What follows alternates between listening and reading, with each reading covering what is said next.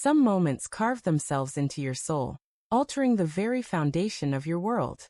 For me, it was a quiet Thursday evening, the dishes still warm from dinner.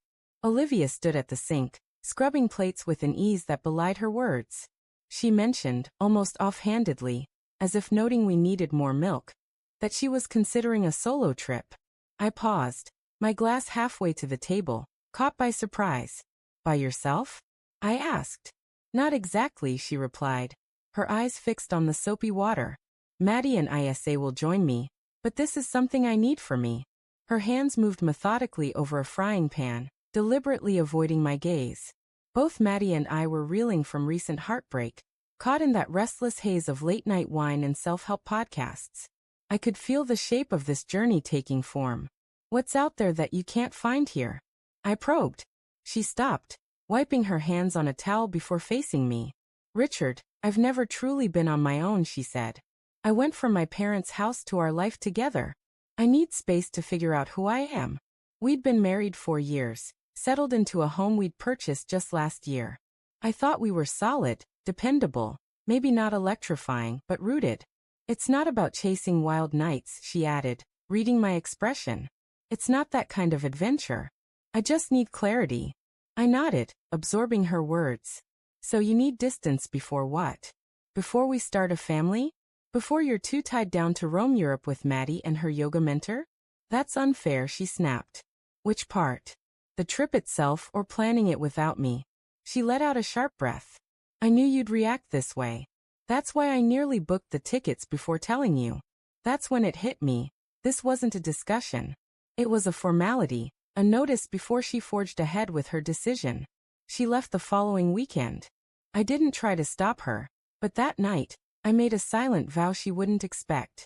I drove her to the airport that morning, not out of excitement, but because I refused to let her paint me as bitter. She looked more like she was headed to a trendy bistro than an international escapade. Linen blazer, oversized sunglasses, a polished suitcase. You okay? She asked as we pulled into the drop-off area. I'm fine, I said, shutting off the engine. Got your passport? She nodded but hesitated. You're awfully quiet, she observed. I met her gaze. You're off with 2 women who treat relationships like temporary rentals, and you're surprised I'm not talkative? Her brow creased. This is exactly why I need this, she said. You turn everything into something it's not. It's not always about cheating. Maybe not, I countered, but trips like this open doors better left closed. She rolled her eyes and stepped out. I followed to grab her bag. Her kiss brushed my cheek, more like a co-worker's goodbye than a wife's. I'll text when I land, she said. No need, I replied. Her smile faltered. What's that supposed to mean? It means go do what you've already decided. Just don't pretend it's for us. She didn't respond, simply turned and disappeared through the airport's glass doors. I drove off without looking back. That afternoon, I began untangling our shared finances. I didn't touch her money. I'm not that kind of man. But I rerouted my earnings to a new account, canceled the fall vacation we'd planned, and had the refund sent to my card. I updated the billing for every joint account, utilities, insurance, subscriptions. Small shifts, but they held weight. We weren't divorcing, not yet, but I was done acting like a husband whose wife still cherished him. She wanted space to rediscover herself? Fine. I'd stay here, paying close attention. By the 4th day, she posted her first photo. A wine glass on a cafe table captioned, strolling through Lisbon finding peace. Lisbon wasn't even on their original plan. Then came images from Seville, Milan, Nice. Clearly, the trio was wandering freely, drifting from city to city like carefree college students on a gap year. Every photo was carefully curated. Plates of exquisite cuisine, seaside sunsets, toes dusted with sand. Olivia appeared in flowing dresses, sunglasses perched on her nose, laughing with Maddie or gazing pensively at some artwork. But one image froze me. A group shot with 3 unfamiliar men, one with his arm around Olivia's waist. No tags, no context, just a caption. New souls, timeless vibes. I stared at it for a long time before saving it to a folder on my laptop. Call it prudence, call it instinct. I was done assuming the best. I didn't comment, didn't like her posts, didn't text. She messaged me once that week. Hey, hope things are okay at home. Just got to Barcelona. It's breathtaking. I left it unanswered. The next day, Maddie posted a video from a beach club. Olivia was dancing barefoot, drink in hand. That same man nearby, shirtless, murmuring something close to her ear. She didn't pull away. I watched it twice, saved it to the folder, and stayed silent. 3 weeks later, she walked back into the house like it was just another day, dropping her bags in the hallway with a radiant smile. God, it's good to be home, she said. You wouldn't believe the mess with Italian trains. I stood by the kitchen counter, arms crossed. She glanced around. Did you move things around? At some time, I replied. She stepped closer, leaning in for a kiss. I turned slightly, and her lips grazed my cheek instead. Her smile faded. Are you mad? No, I said. You're back. That's what matters, right? She gave a nervous laugh. Okay, I know how it looked, but it wasn't what you think. We just needed a break from routine. Look like you made some new friends, I said. She hesitated. You saw the photos. I saw enough. Richard, please, she said. Group photos happen. They don't mean anything. You weren't wearing your ring, I noted. She flinched. It was safer not to traveling like that. I didn't want to draw attention. I stayed silent. She crossed to her suitcase, pulling out small trinkets. I got you something, she said, holding up a keychain shaped like a Vespa. Remember how you always talk about visiting Rome? I set it on the counter, then opened a drawer and handed her an envelope. She opened it warily. Inside was a bank notice showing our accounts were now separate, documents indicating I'd begun buying out her share of the house, and contact information for a moving service I'd arranged. Her eyes widened, confused. You're kicking me out? You said you needed space, I replied calmly. I made sure you have plenty. Her voice cracked. Over one trip? I took a slow sip of coffee. Over one decision. One you made without me. She sank onto the couch, trembling. It wasn't meant to be permanent, Richard. I just needed a moment. A moment for what?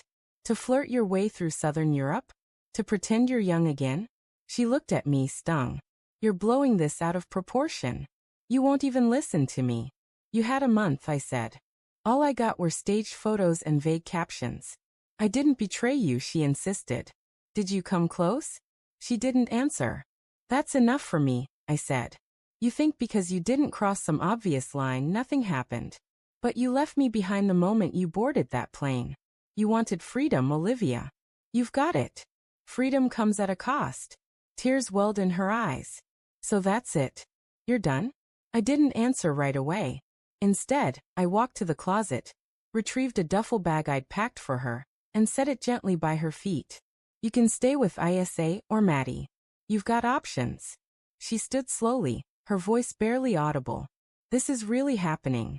I met her gaze. I told you not to pretend it was for us. You made your choice. Now I've made mine. There was no shouting, no heated argument, just a heavy silence that descends when something truly ends.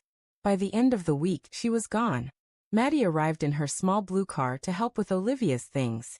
She barely looked at me, offering a curt greeting before heading to the bedroom. Olivia moved through the house like a guest, packing photos, emptying drawers, leaving a half-used bottle of shampoo in the bathroom. As if she couldn't fully commit to departing. She paused in the doorway while I worked at the dining table. This doesn't feel real, she said.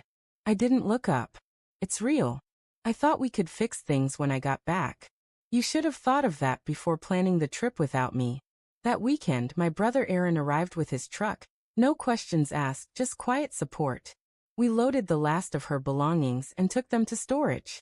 After he left, I wrapped myself in a blanket, sat on the balcony with a whiskey, and let the stillness settle. The house was quieter, but it wasn't empty. It was mine.